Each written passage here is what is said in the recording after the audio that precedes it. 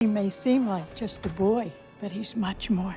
The one who will restore balance to the world. You don't matter anymore. He's hope. I capture you and bring you back. You think anyone cares about you? I'm the Avatar. Water, earth, fire, air. Long ago, a beloved cartoon from the early 2000s and its fans lived in harmony. Then, everything changed when the Shyamalan attacked. Only good acting and bending that made sense could have saved this adaptation, but when the world needed it most, they vanished. Nearly 15 years have passed and I discovered the new Avatar, a series made by Netflix. And although their special effects look great, they have a lot to learn before they are ready to make it a good show. But I believe Netflix needs to be $8 a month again.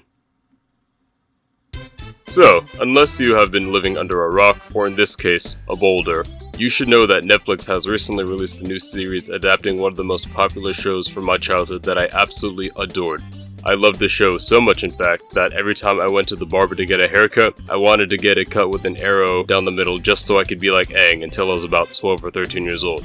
My dad, however, only ever let the barber give me this little side arrow and never the arrow I wanted. Then one day, when I went to summer camp for a week, and I saw this one kid who had the exact same haircut I always wanted, and he laughed at me and my really lame arrow. After that, I was convinced that my dad wanted me to be embarrassed and uncool for the rest of the summer. I got the novels, the comics, and even this really lame Aang glider toy. It's a hang glider. I get it now already. How about that? And for a while, I really wanted to learn Northern Shaolin Kung Fu, as that was the martial arts style that firebending was based off of. So, as someone who loved the show growing up, I wanted to see what all the hype was about once Netflix announced that they were going to be making a live adaptation of Avatar. Will the show go down as one of the greatest of all time, just like its animated counterpart? Or will we get another installment akin to the fever dream dumpster fire from that movie from 2010? There's only one way to find out, so join me on this journey as I review the first season of Netflix's Avatar, the live action. There will be massive spoilers, by the way, if that wasn't obvious already. The show starts off with a random earthbender and he is immediately shot in the back by some fire, and don't worry about what he's carrying, it literally never comes up again. Wait a minute, is that the dragon scroll from Kung Fu Panda? Our rock-chucking friend gets cornered by a squad of firebenders before he is brought to the royal palace, where he is congratulated by the Fire Lord. And it turns out that this is actually all a flashback, because this is during the time of Fire Lord Sozin. Turns out that the Dragon Scroll was the enemy battle plans that got leaked to the Earth Kingdom in order to help them prepare for the Fire Nation invasion. So, why did Sozin seem so unfazed by his plans getting leaked? That's because it was never his true target. His real aim was to attack the air nomads and use the invasion on the Earth Kingdom as a distraction. After this, we meet a young Aang and his mentor, Monkey Yatso, who tells him that he is the Avatar and he needs to leave the temple at once so he can learn the other bending styles, which Aang isn't very happy about since he has to leave behind all his friends and especially his mentor Monkey Yatso. Later that night, Aang takes a ride on a sky bison, but as soon as he leaves, the air temple is under attack by the Fire Nation. I'm sure it's nothing to worry about, but there's no time for that because a storm interrupts Aang's joyride and he decides to chill out for a bit. We then meet Katara and Sokka, and after some whitewater rafting, the ice climbers stumble across Aang and free him from his ball of ice, releasing a pillar of light that could be seen from the ship of Prince Zuko. Why does he have both of his eyebrows? This random grandma starts dumping exposition about the plot and the lore. If you care, watch it. I don't, so I won't. After playing in a puddle for 3 seconds, Aang and Katara see a Fire Nation ship and go back to the village to help defend it as Prince Zuko arrives at their front door. Sokka steps out and challenges Zuko to a one-on-one fight, a fight which he immediately loses not even 15 seconds in, before Aang saves him and takes on Zuko himself. English Todoroki and Aang fight before Aang realizes that he is willing to burn the entire village down if he doesn't get what he wants. So, he gives up and lets Zuko capture him. Put me in the brig! I don't mind! Once aboard Zuko's ship, Aang easily escapes and tries to sneak around. But I find it hilarious how he thinks that would work You know, with him having a very noticeable orange jumpsuit. No way that would ever work for stealth. I've never seen any type of ninja who wears only orange. Sokka saves Aang from becoming a victim of gravity, and then the trio are off on their way to the Southern Air Temple. Never got that jasmine tea from Uncle Iroh though, huh? After arriving at the Air Temple and seeing a bald monk dead before his eyes, he turns Super Saiyan before calming down and gives a speech about destiny. Cool. English Todoroki throws a tantrum over a book he lost, but while Uncle Iroh is gaslighting him to make him think that he's crazy and just needs to clean his room in order to find it, it was really Aang who stole his notebook and is using his notes on his quest to save the world. Oh look, Momo's here now. I don't like this. After picking up this rat with wings, the Aang gang heads to Kyoshi Island for more information on Avatar Kyoshi, where they are immediately ambushed and taken to the village leader, who decides to give them a 48-hour free trial period of Kyoshi Island. During all this, Zuko and Uncle Iroh meet this guy, the guy that apparently no one wanted me to do a vibe check on. Twice. Sokka makes an idiot of himself on multiple occasions in front of Suki, and after getting shown up by a girl in a fight, tends to lose those a lot. He leaves Suki empty-handed. But Suki isn't the only one who isn't getting what she wants, as Aang and Katara come up empty while trying to learn more information about the Avatar state. Suki and Sokka have a little dance party. Aang prays to a rock, which tells him he needs to be a mighty general and a merciless warrior who can lead his people through battle. And it looks like that's exactly what this island is gonna need, as Commander Zhao and his troops storm the island and a battle ensues. Avatar Kyoshi channels her spirit through Aang and pushes the Fire Nation troops out of the island. After the retreat, Zuko tells Zhao the truth about the Avatar and his return, and in response, Zhao promises to not tell anyone, no matter what. Just kidding, he literally pulls the I'm telling your dad card and snitches to the Fire Lord. This next episode starts us off with a failed assassination attempt on the Fire Lord, and we meet Azula as well.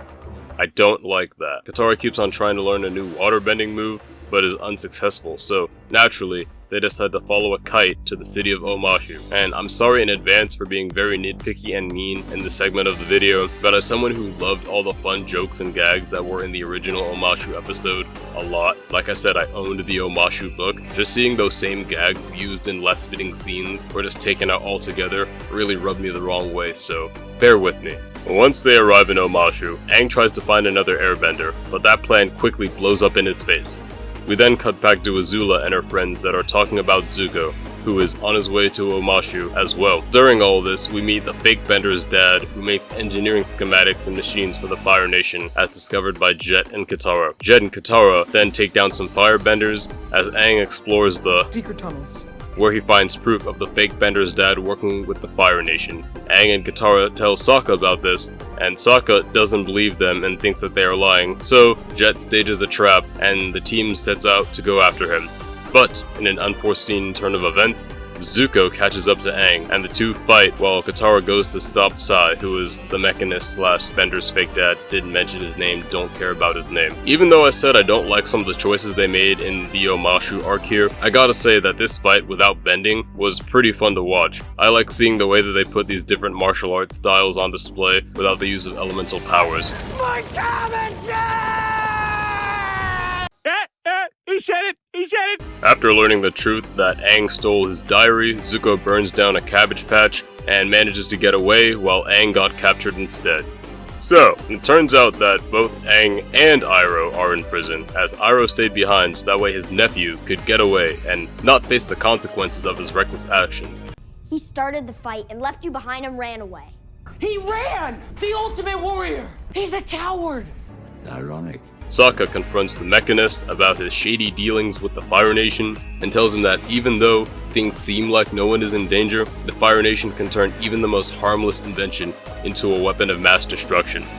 Then, speaking of the Fire Nation, Zuko, the Master of Disguise, steals some armor from an earthbender and heads to the prison his uncle is in an attempt to break him out. I like the parts of Omashu that aren't so depressing. Yeah man, me too. Before Zuko can get to him, Uncle Iroh is hauled off to a concentration camp. That is not a joke, by the way. Where are you taking him?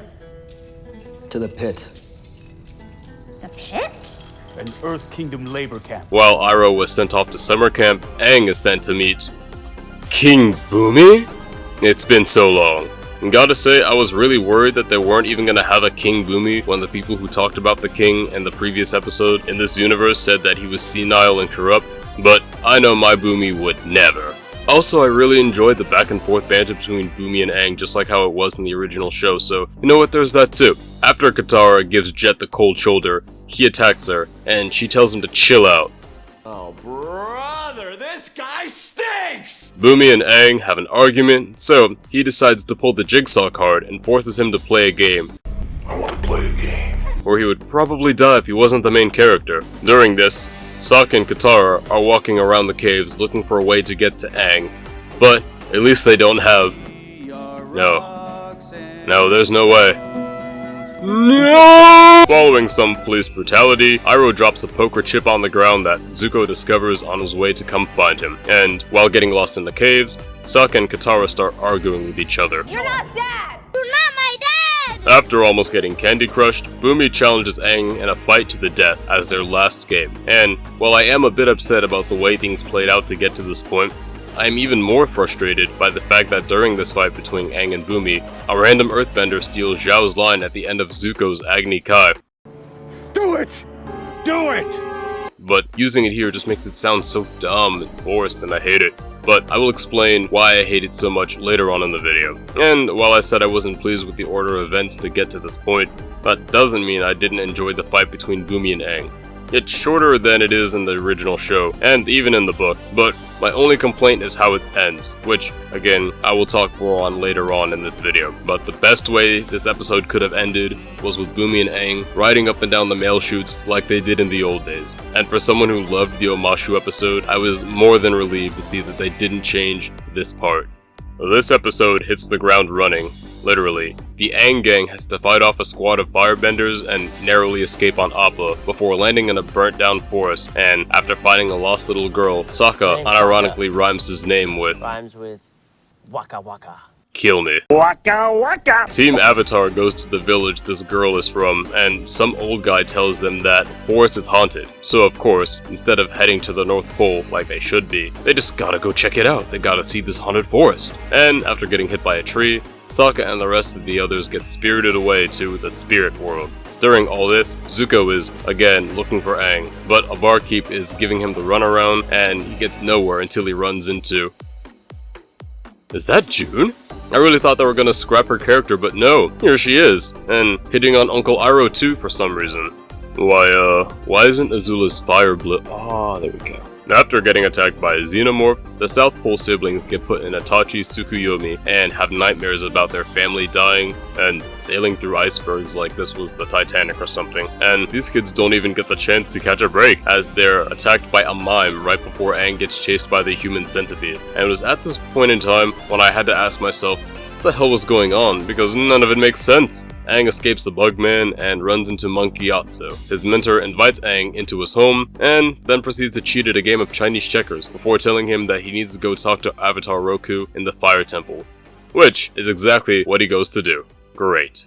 Commander Zhao is now an admiral. That's not how promotions work, by the way. And as such, he has the authority to seize command of Zuko's ship and his crew. Aang arrives at the Temple of Roku and is immediately attacked by a group of fire sages. Luckily, there is a nice fire sage nearby that he runs into that can help him find his way to connect to the Roku TV. After Roku tells Aang he has to hop on one foot and that the Avatar walks alone, Aang realizes he still needs to save his friends. So, he disconnects from the Roku TV and walks out of the shrine before... Huh. How about that? Wait. How did she even get all the way up there that fast? June kidnaps Aang and hands him over to Zuko, but now, Aang's apprehenders get apprehended as Zhao and his men ambush Zuko and take the Avatar from him. We've done something no one has been able to do. We have captured the Avatar! That's just literally not true. For some reason, this random guy in a blue mask sneaks into the garrison that Zhao was holding Aang in, and after entering the main tower, the blue ninja makes swift work of the guards before freeing the Avatar from his chains. But Zhao finds out and puts the entire garrison on high alert for the enemy, and because of this, the Aero Nomad and the blue ninja must work together in order to escape the garrison alive.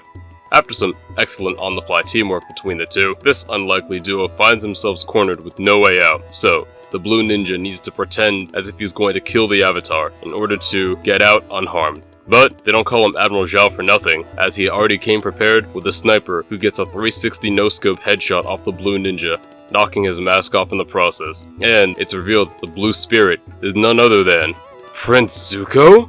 Whoa. Like I said, he's the master of disguise. Aang makes a dust cloud to get away and takes Zuko with him to a wooden shack somewhere. Once he comes to, Aang and Zuko chat about calligraphy brushes before Zuko remembers that he needs to capture him. It doesn't happen. Also, random aside, but why is he wasting his time talking about donkey hair with his arch enemy when he was making a big deal about saving his friends from becoming part of the human centipede like 10 minutes ago? Aang's gotta get his priorities in order. Aang tells Zuko that he had a friend 100 years ago in the Fire Nation named Kuzan, and asks if they could be friends if they had known each other back then. Instead of answering, Zuko just tries to set him on fire. Also, I can't believe it's taken me 19 years to realize this, but Kuzan is just Zuko if you swap the consonants, and of course add an N. Ain't that something? Aang gives the human centipede a rock, and then tries to finish off that game of Chinese checkers with Monkey Atsu, but when he gets there, his mentor's already gone. I'd count my blessings, dude, that guy was a cheater anyways.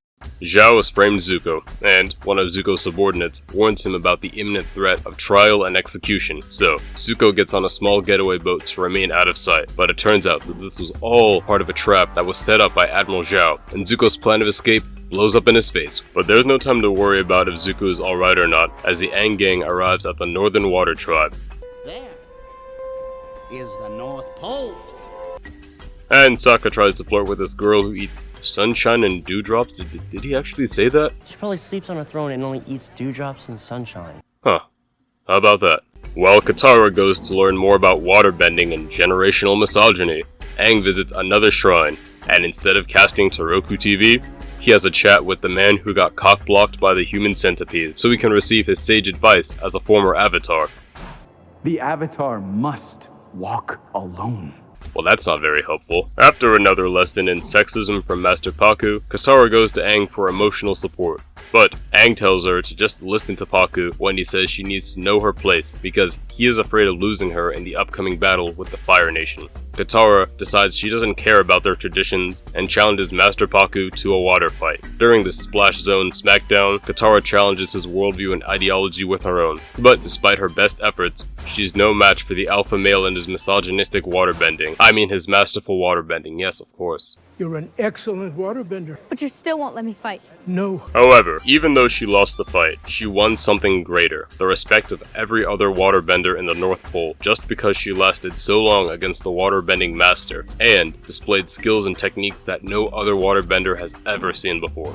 After showing her resolve, the Aang gang decides to fight the Fire Nation together, instead of letting Aang do it all on his own, like every other Avatar has told him to do. Oh, and Zuko is alive too, in case you were wondering. The Fire Nation Navy, led by Admiral Zhao, has arrived to lay siege to the north. After making swift work of the first ship, Aang and his friends quickly realize that there are just too many of them out there to defeat on their own, and the Fire Nation's forces are more formidable than they previously thought. But, speaking of the Fire Nation, our Master of Disguise, Prince Zuko, has hidden among the ranks of Zhao's men, and with the help of a Western dragon, he sets out to find and capture the Avatar and the Northern Water Tribe, once and for all. We'll meet again, after I have the Avatar. I mean, despite your success rate of 0%. And, speaking of the Northern Water Tribe, they are fighting with all that they have to keep their walls strong and the enemy at bay. But the more the Fire Nation pushes, the more difficult the battle seems to be for both the Waterbenders and the Firebenders. Iroh tells Zhao that while an attack like this may make things difficult, it will not work on the Waterbenders if he intends to defeat them, especially since there is a full moon, which will give the Waterbenders the ultimate power. But Admiral Zhao tells Iroh about a plan that he is already prepared to execute, a plan that he is so excited about. One could say he is over the moon for it. Momo gets crushed by a rock, and after getting baptized by Sokka and the Fox Girl in the name of the Father, the Son, and the Lunar Spirit, he is saved and will sadly live to see another day. What? You want me to pretend to like this thing? Fuck no. Also yeah, this was the same fox that Sokka talked to when he was in the spirit world. But don't worry about that, it literally doesn't matter, it never comes up again. Admiral Zhao lands in the spiritual oasis of the North Pole and forces a reluctant Iroh to help him find a fish that he just stumbles upon by accident anyway, so whatever. Thankfully, Zuko is back on the scene and shows up to fight Aang. Again. again. Katara tells Aang that she'll hold off Zuko, because just like Zhao, Aang has bigger fish to fry. It's time to stop! Aang then leaves and promises to stop Zhao from killing the moon spirit. It doesn't happen. After poking a goldfish with a stick, my TV stopped showing in full color, so enjoy this for now. Aang becomes a kaiju, and before Zuko can challenge him to a fight that he would undoubtedly lose, he finds Zhao, and the two square off with Zuko defeating him.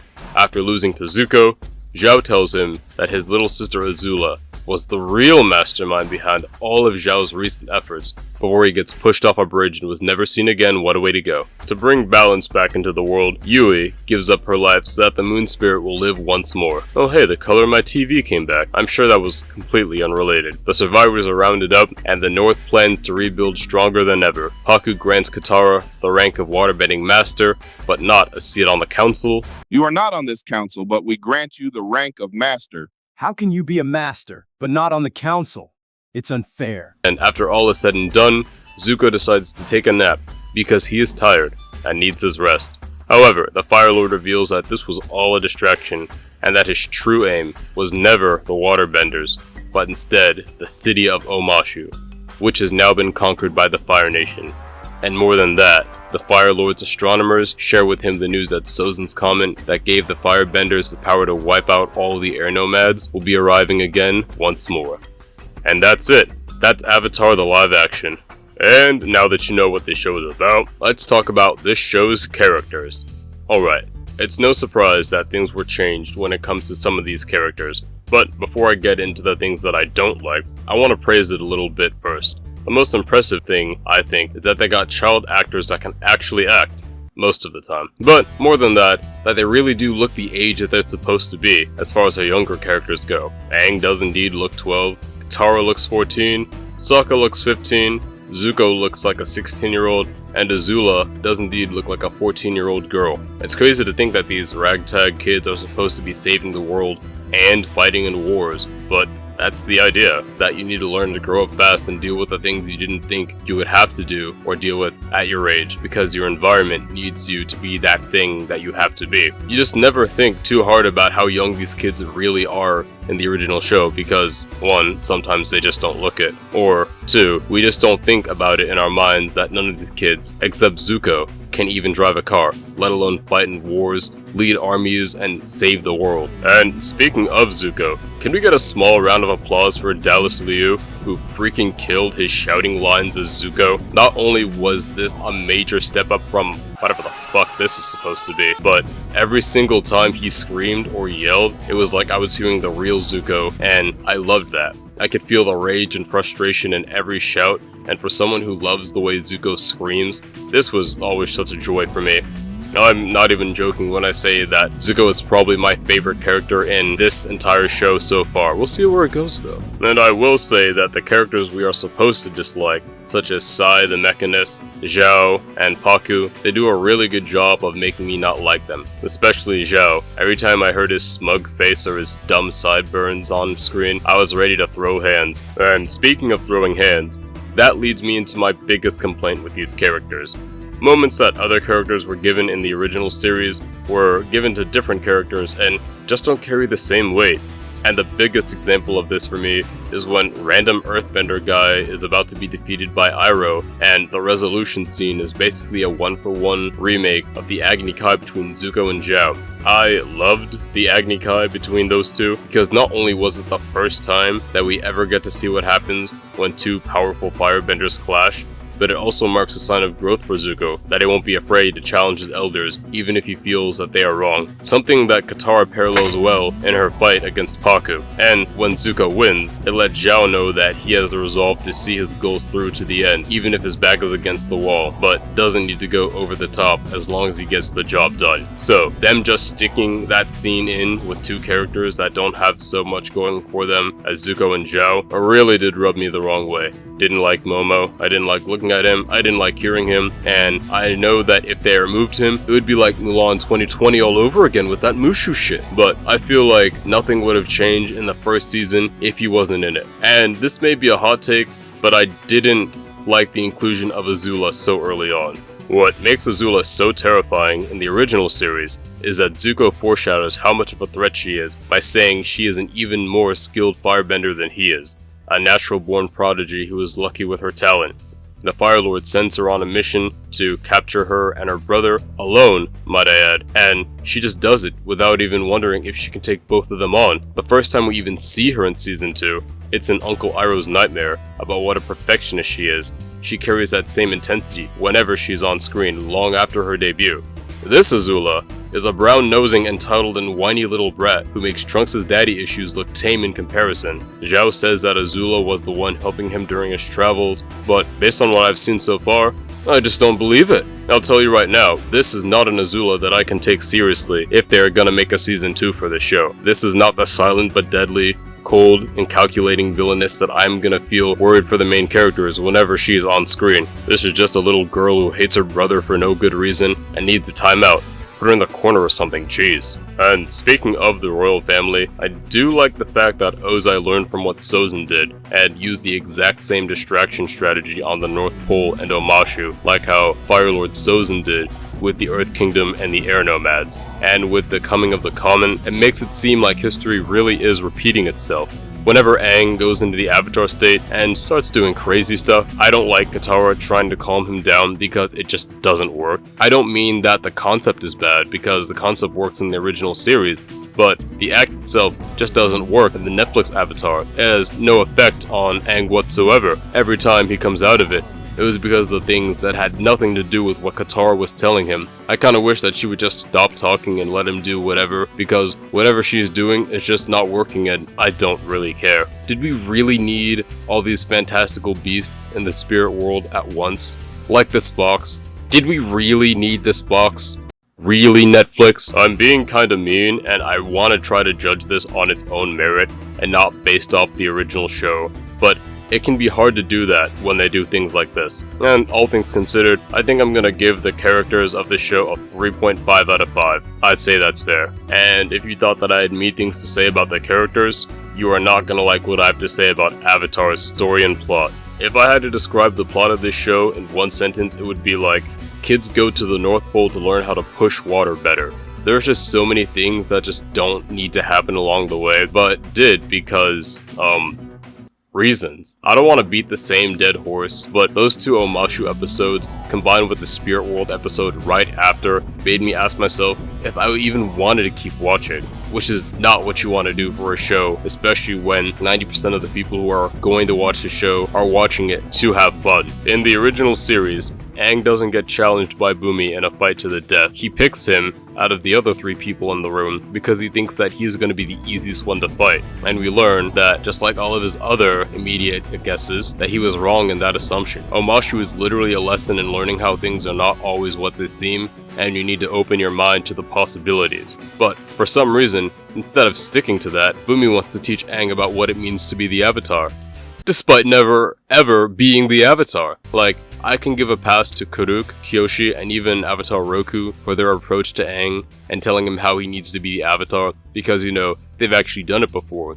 But Bumi is just a madman. He knows about as much as being the Avatar as Aang does, which is not a lot, by the way. Not to mention, when Bumi tells Aang that only one of them can live and the other needs to get crushed by a rock, Aang's friends get Bumi out of the way, and then Aang just drops the ceiling chunks away from the two of them.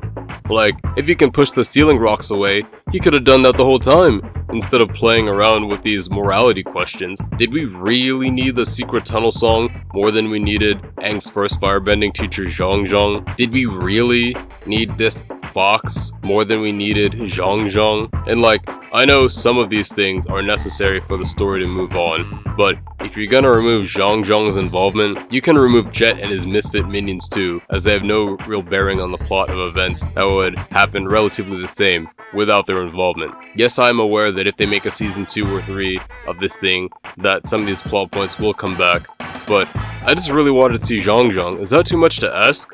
Also, if your argument is that, oh, they're gonna make a season 2 and Jet's in season 2, well, if they make a season 3, Zhang Zhang is in season 3, spoilers by the way. I'd say the biggest issue I have with this is how every character is trying to beat this kid over the head with how they think the Avatar should be, completely ignoring the fact that no two avatars have ever been the same. Or, even more than that, everyone is telling him how to be the Avatar, despite never even having any experience at the job themselves. It's like if I was mad at a world leader from some other country that I have no association with, and he does something wrong that I don't know anything about, and I gotta go try to tell him how to do his job, when I've never even done that job a day in my life.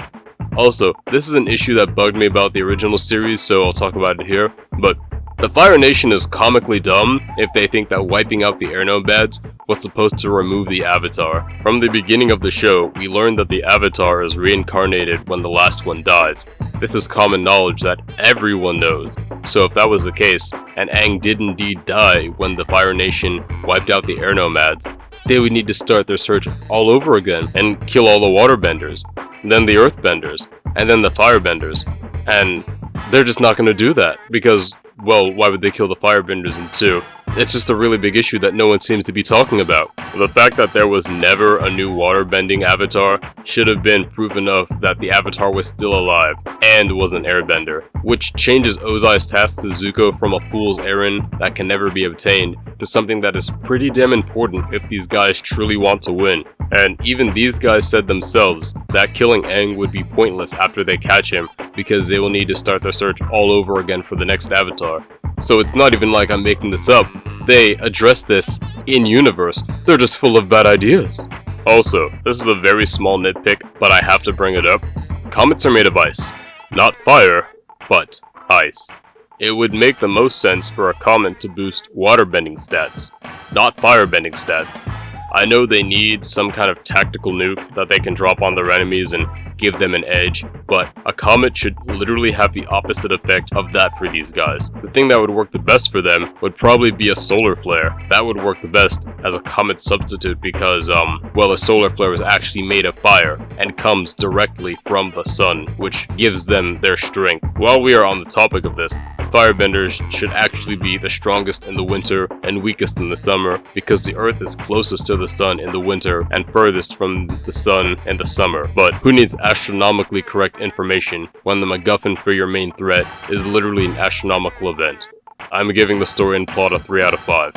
Rewatchability. Is Avatar the live action worth rewatching?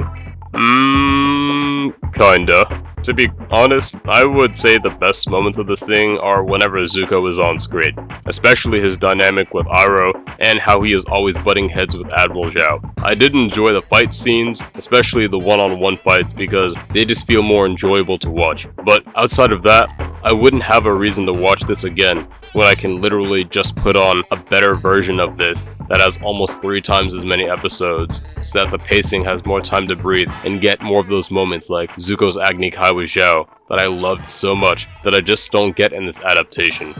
If I wanted a more condensed version of Avatar, or just want to put this on with some friends for whatever reason, I would do that, more than likely, because, you know, sometimes you just need to have something on the screen. And I will say that having this is better than sitting in silence, something I can't say for a certain adaptation that will not be named. My name is Aang. And I hate to sound mean, but as it stands right now, I just don't see myself going out of my way to watch this show unless it's for the reasons I mentioned before. And it's not even a bad show most of the time, just can be hard to sit through when you know how much better it could have been. And for that, I think I'm gonna have to give Avatar a 2.5 out of 5 for rewatchability. And lastly, the finale. A finale can either make or break your piece of media, so let's see how Netflix was able to do with Avatar. If you have seen the original, you already know how the story ends. The Northern Water Tribe is saved, the bad guys are beaten, and a fox turns into a fish. Wait, what? What makes this ending different is that we learn that this was all according to the plan by Fire Lord Ozai, and instead of him being disappointed in the failures of his son and his subordinates, he does the same plan as his grandfather Fire Lord Sozin, showing us that while the heroes were off fighting to save the North Pole, the real target was always Omashu, which has now fallen.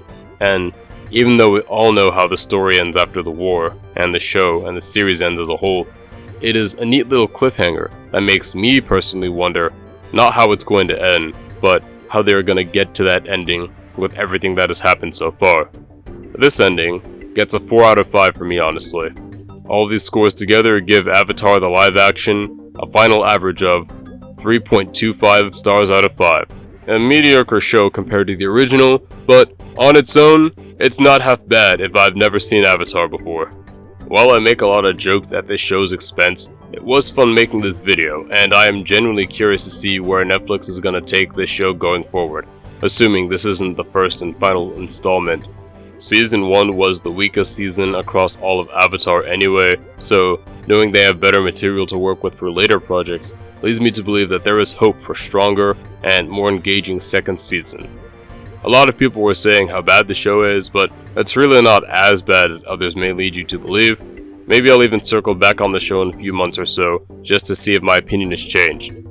I have a lot of new fun video ideas lined up, so if you enjoyed this video, stick around for more of the same and maybe even something new. We'll see what happens once those videos comes out. However, that's where I'm going to leave off for now. Thank you for staying until the end of the video, and a big thank you to all 1,248 people who bought tickets to the Inviso show. Tell me what you thought about this video, and what you want to see me talk about next time. But, until that next time arrives, I'm Inviso, and that's all for my spill. Like, comment, hit subscribe, you'll never know when, but I'll see you next time.